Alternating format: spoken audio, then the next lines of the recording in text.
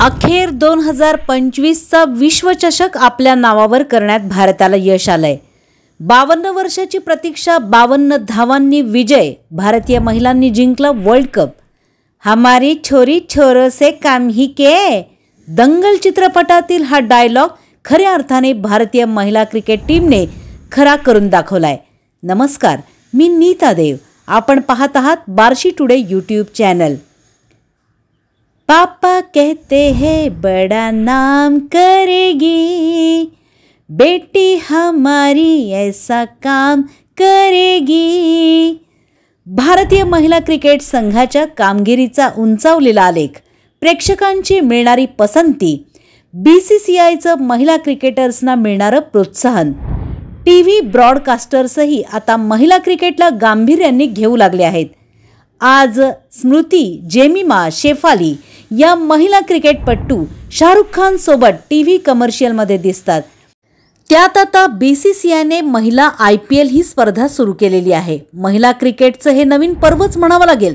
आपल्याकडे प्रेक्षकांचा संपूर्ण ओढा, ग्लॅमर, स्टारडम, परिणामी TRP हा पुरुष क्रिकेटकडे असल्यामुळे महिला क्रिकेट आणि त्याचा इतिहास आजवर झाकोळला गेला होता। पण आज परिस्थिती वेगळी आहे। आपण आता लैंगिक समानतेच्या नव्या युगात प्रवेश करत आहोत। त्यामुळे महिला व पुरुष खेळाडू हा भेदभाव दूर करण्यासाठी बीसीसीआयने पहिलं पाऊल उचलत भारतीय क्रिकेटमध्ये वेतन समानता धोरण लागू केलंय। महिला आणि पुरुषांमध्ये वेतनाच्या बाबतीत कोणताही भेदभाव केला जात नाही। आज भारतीय महिला क्रिकेट सुवर्ण काळातून जात आहे। पण पूर्वीचा इतिहास पाहता भारतीय महिला क्रिकेटला सुगीचे दिवस अजिबात नव्हते। भारतीय महिला क्रिकेटने अतिशय खडतर काळातून प्रवास केलाय।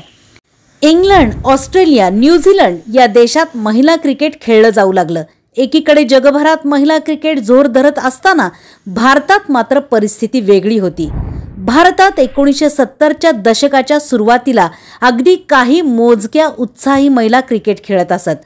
महिला क्रिकेटसाठी त्या काळी देशात अधिकृत अशी कोणतीही संघटना नव्हती। त्यांचा खेळ पाहण्यासाठी प्रेक्षकही नव्हते।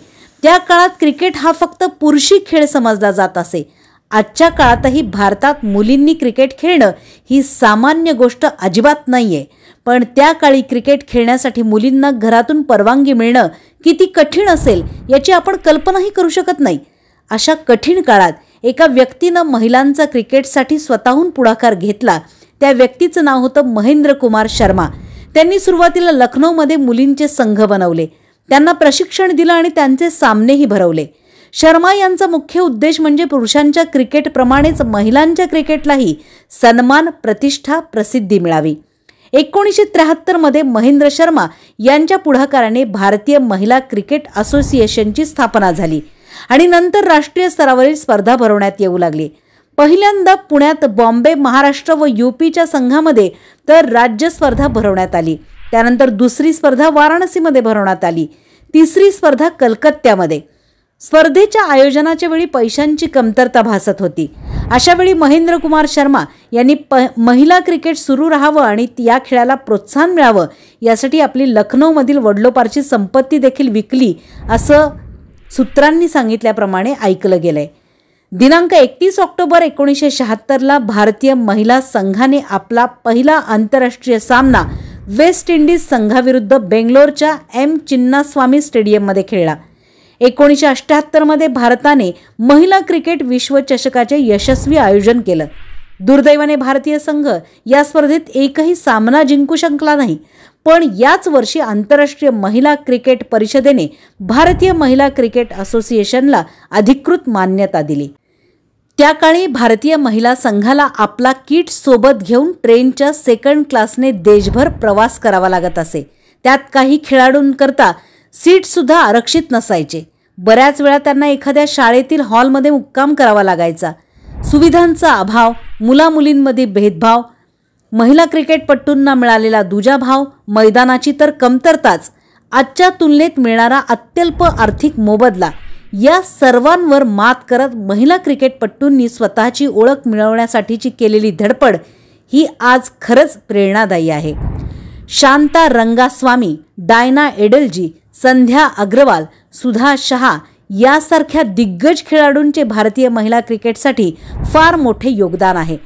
तब्बल 23 वर्ष दमदार कामगिरी करत महिला क्रिकेटमध्ये अशक्य वाटणारे अनेक विक्रम आपल्या नावे करणारी भारतीय महिला क्रिकेट संघाची क्वीन मिथाली राज, 2 दशक धावणारी Chakda express Jhulan Goswami, Neetu David, torch बेअरर Anjum Chopra यांचं भारतीय महिला क्रिकेटच्या उन्नतीसाठी मोठं योगदान आहे।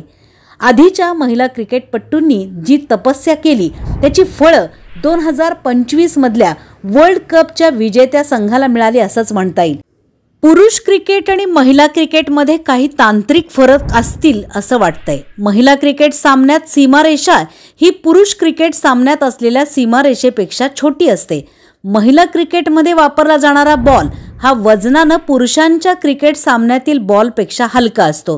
पुरुषांच्या क्रिकेटमध्ये मैदानातील आतील वर्तुळ हे 30 यार्ड तर महिलांच्या क्रिकेटमध्ये ते 25 यार्ड असतं। महिलांचा कसोटी सामना हा 4 दिवसांचा असतो व प्रत्येकी दिवशी 100 ओव्हर्स टाकल्या जातात। हे काही तांत्रिक फरक वगळता पुरुष आणि महिला क्रिकेटचे इतर सर्व नियम सारखे असावेत। एकेकाळी महिला स्कर्टवर क्रिकेट खेळताना कशा दिसतील हे पाहायला येणारे प्रेक्षक आज हजारोंच्या संख्येने तिकीट काढून भारतीय महिला क्रिकेटपटूंचा खेळ पाहायला येत आहेत। स्मृती मंधाना, हरमनप्रीत कौर, दीप्ती शर्मा, रुचा घोष, जेमिमा रोड्रिग्स, शेफाली वर्मा यासारख्या भारतीय खेळाडूंवर करोडोंची बोली लागते। जगभरातील महिला क्रिकेटपटू महिला प्रीमियर लीग या भारतीय स्पर्धेत खेळण्यासाठी येत आहेत। हे सर्व पाहायला स्त्री पुरुष समानतेचे गोडवे फक्त दिवाळी अंकातल्या कवितांमध्ये किंवा राजकीय भाषणापुरतेच मर्यादित न ठेवणारे, स्वतःची प्रॉपर्टी विकून भारतीय महिला क्रिकेटचा पाया रचणारे, रिक्षातून हातात माईक घेऊन गावभर की कन्याओं की क्रिकेट होगी जरूर आइए अशी दवंडी पेटवणारे सर्व प्रशिक्षक, भारतीय महिला संघाच्या सर्व रणरागिणी खेळाडूंना, त्यांच्या या इच्छाशक्तीला, त्यांच्या योगदानाला आणि भारतीय महिला क्रिकेटचा प्रसार करणाऱ्या त्यांच्या जिद्दीला बार्शी टुडे यूट्यूब चॅनलच्या वतीने सलाम।